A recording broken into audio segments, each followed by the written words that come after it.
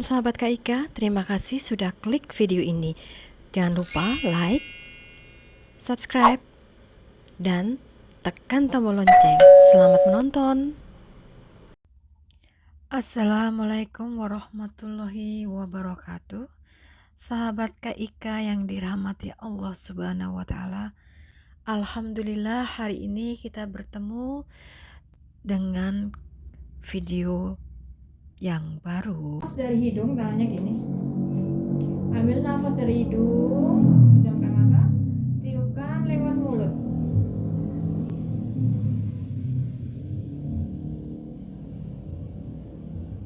Sekali lagi. Sekali lagi. Apa kabar? Alhamdulillah, insyaallah. Alhamdulillah sehat insyaallah. Sehat ya, Bun? Hanya gini. Ambil nafas dari hidung, pejamkan mata, tiupkan lewat mulut.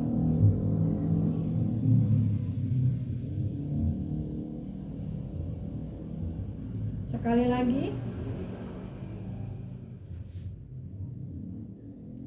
Sekali lagi. Pejamkan mata, fokus kepada Allah. Boleh baca bismillah. Tangannya dibuka. Saya bantu. Bismillahirrahmanirrahim. Angkat sedikit tangannya. Fokus kepada Allah. Pejamkan mata. Saya bantu.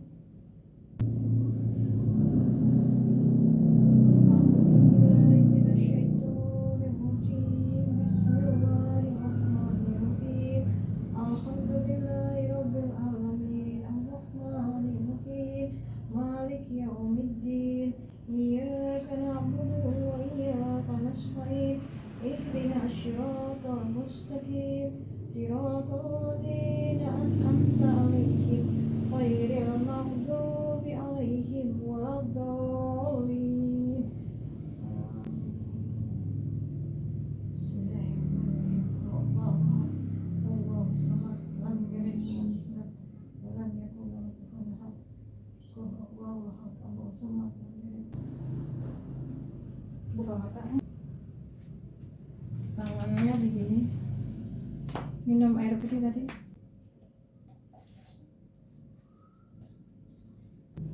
Meditasi, relaksasi sebentar. Apa yang dirasakan di badan, di tangan, ceritakan.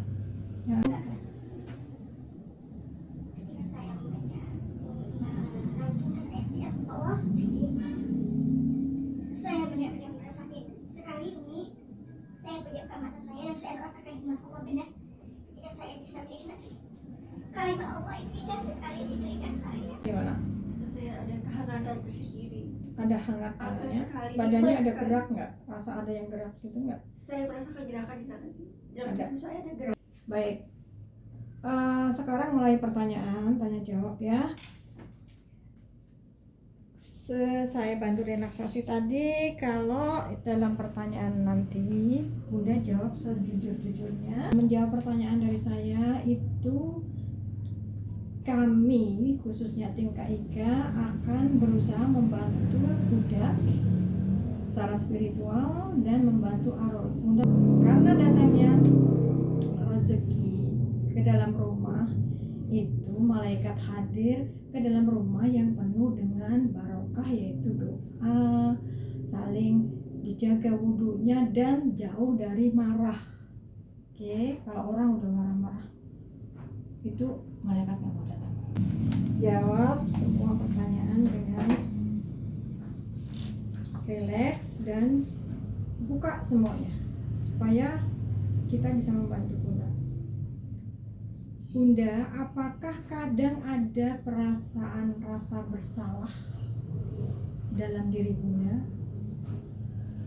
Dari mulai kapan pokoknya pernah ada perasaan aku tuh kok kayaknya salah, kurang ini, kurang itu, nggak gini, nggak gitu.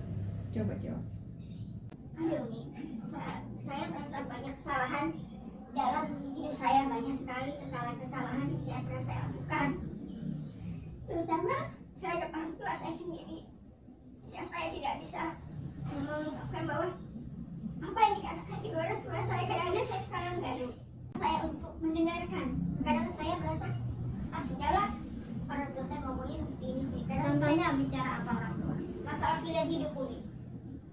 dengan suami waktu itu. Jadi menikah ini seorang tua setuju dengan suami ini? Dari pihak suami saya memang kayaknya orang tuanya kurang setuju. Dari pihak saya juga sepertinya seperti itu. Alasannya? Alasannya waktu itu melihat kondisi kok laki-laki ini kayaknya kurang bertanggung jawab gitu. Memberi nafkah? Iya, iya. Tapi bekerja kan? Bekerja, cuman pekerjaannya dia itu kan dia kondisinya masih kuliah. Jadi itu dia lepas kuliah, dia tidak mau kuliah lagi. Dia bilang saya mau kerja, saya mau usaha. Tapi saya melihat dia bukan secara, karena dia belum sukses mungkin ya ini. Dia berusaha bagaimana caranya saya untuk mendapatkan nafkah untuk saya, untuk memberikan saya menghidupi keluarga. Iya, demi keluarga. Berarti dia punya tanggung jawab dong. Iya. Yang kedua, seringkah Bunda merasa cemas bila berhadapan dengan sesuatu hal yang baru? Misalnya ada suka grogi, cemas, nervous, hadapan sesuatu yang baru. Duh, ada apa nih? Jangan gitu nggak? Ada. Sering. Yang ketiga, apakah Bunda merasa kadang-kadang ketakutan, kecemasan, ketidakpastian gitu? Ada sih, selalu seperti itu. Saya merasa seperti kok saya seperti ini ya. Sejak kapan? Cemas. Sejak kapan? Saya dari remaja itu sudah ada. Dari remaja. Ya, dari remaja. Kecemasan itu ada. Baik. Kemudian Bunda pernah mengalami depresi yang banget gitu loh. Stres gitu. Pernah. Usia berapa waktu itu? Waktu itu sebelum saya mau menikah dengan suami saya. Udah lulus sekolah berarti ya? Sebelum SD, SMP, SMA, kira-kira pertama kali mengalami sangat-sangat depresi itu. Stresnya kuliah. Jadi pernikahan tidak disetujui oleh Iya, terus Bunda nekat menikah. nekat dengan keterbatasan. Batasan kami berdua, kami nekat nikah. Dan akhirnya Bunda bahagia nggak waktu nikah itu? Ada kebahagiaan tersendiri, kadang yang namanya berumah tangga nggak selamanya bahagia nih. Maksudnya begini, kekecewaan, masalah rumah tangga pasti ada. Tetapi ada nggak yang, oh ternyata ini suami ini nggak seperti waktu saya kenal. Waktu menikah kan udah kebuka semuanya kan. Iya. Kok ternyata ini nggak kayak dulu ya, gitu lah. Ada Umi, ada. Ketika pas kami menikah itu, dia sepertinya kayak nggak peduli. Ketika saya punya anak saya pertama dia nggak peduli, anak saya kedua dia nggak peduli. Masih nafkah? Iya. Masih iya nafkah. Ketika saya mengandung anak saya yang kedua, pertama saja untuk antarkan saya ke pukas pasti dia kita periksa. Udah kamu aja dia sendiri gini. Ada banyak alasan dia untuk. Tapi dikasih uang? Enggak, alasan itu sama orang tua saya. Oh, nggak dikasih uang. Iya. Jadi malah saya lebih banyak menopang biaya hidup dari orang tua saya, Umi. Dari ibu saya, dari bapak saya. Tapi suami kan nggak pernah main pukul kan? Main pukul, alhamdulillah nggak pernah. Cuma cara ketika emosi dia marah, dia banting semua barang-barang, hancurkan semua barang yang dia nggak suka, terus teriak, terus dia ninggalin kami, gitu. Tapi udah sering nih dia ninggalin. Kalau ayah ibu Bunda dulu ingat-ingatnya waktu Bunda kecil, apakah pernah kayak suami Bunda juga kalau marah apa-apa dibanting? Papa saya, papa saya orang emosional, jadi papa saya itu sangat temperamental. Banting-banting barang? Iya. Memukul anak juga? Iya, sama saya. Jadi Bunda juga sering kena dipukul. Jadi saya tuh kalau papa marah pasti saya dipukul. Kalau papa marah pasti dia pukul. Mungkin tapi mama saya tidak. Cuma saya pikir pukulan ini kok papa sering pukul ya? Gitu ya. Sampai sekarang pun saya berpikir ketakutan saya itu kenapa orang laki-laki itu suka mukul seperti itu. Jadi membekas ya? Membekas sekali. Trauma masa kecil ya? Trauma banget sekali. Jadi Bunda karena masa kecil seperti itu Bunda ada setelah mulai dewasa timbul rasa nggak percaya diri? Ada. Kadang membanding-bandingkan nggak, kok kehidupanku tuh beda sama kehidupan si temanku si A, si B, kok aku nggak begini, kenapa dia begitu. Kadang suka bandingin hidup Bunda dengan orang lain. Ada seperti itu terkadang, tapi memang saya selalu begitu. Karena orang tua saya selalu banding-bandingkan nih, bandingkan dia dengan ini, orang tua itu orang tua saya itu kamu tuh beda banget sama ini, kamu tuh beda. Karena jadi saya emosionalnya gitu. Kenapa sih papa sama mama itu suka membanding-bandingin orang gitu ya. Dengan anak yang lain atau Iya, dengan orang lain? dengan orang lain juga nih. Jadi Tapi dengan kakak atau adik yang lain juga? iya, Jadi, iya, seperti itu. kok kamu nggak seperti kakakmu? Gitu? Adik ini seperti adik saya, kan saya nggak punya kakak, saya pertama nih. Oke. Kok kamu nggak seperti adik kamu Iya. sih? Kok kamu nggak seperti anak tetangga sih? Iya, Gitu. seperti itu. Papa itu nggak pernah ngajarin saya kemana selain ke toko buku nih. Kata apa yang paling Apa yang Bunda ingat? Oh, Belum. iya. kalau Bunda nangis malah ditambah dimarahin? Iya. Jadi tapi saya berusaha untuk saya harus punya prestasi aja. Kalau saya punya prestasi itu aku paling senang. Misalnya saya kok bisa menari ini.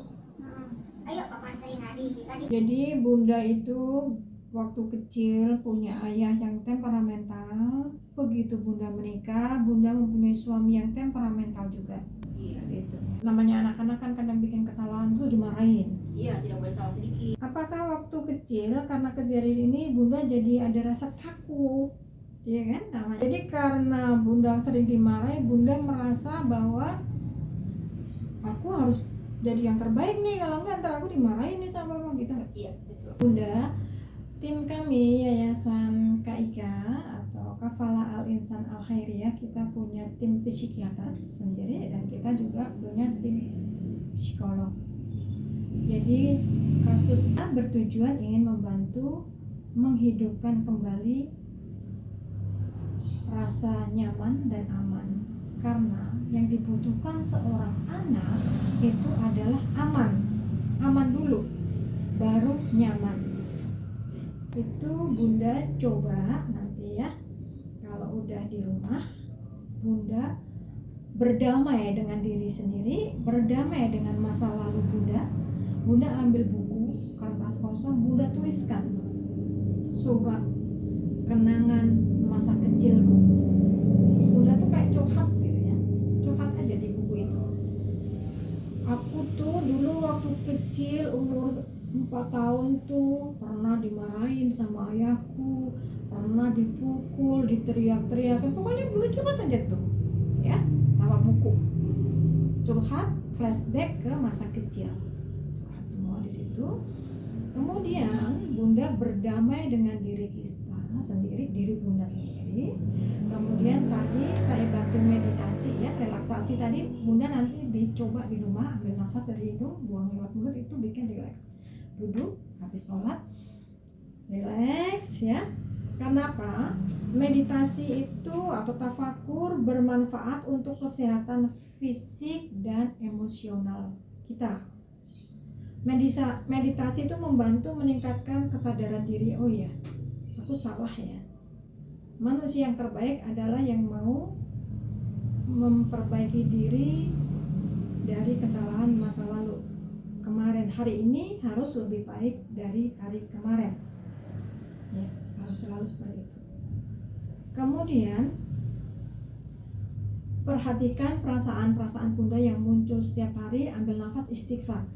Astagfirullahaladzim, aku tidak mau seperti papa. Aku harus jadi manusia yang baik. Aku tuh orang yang baik. Aku gak seperti papaku. Buang semua masa lalu itu. Bunda berdamai dengan diri sendiri. Kemudian minta selalu sambil zikir. Kontrol selalu emosi.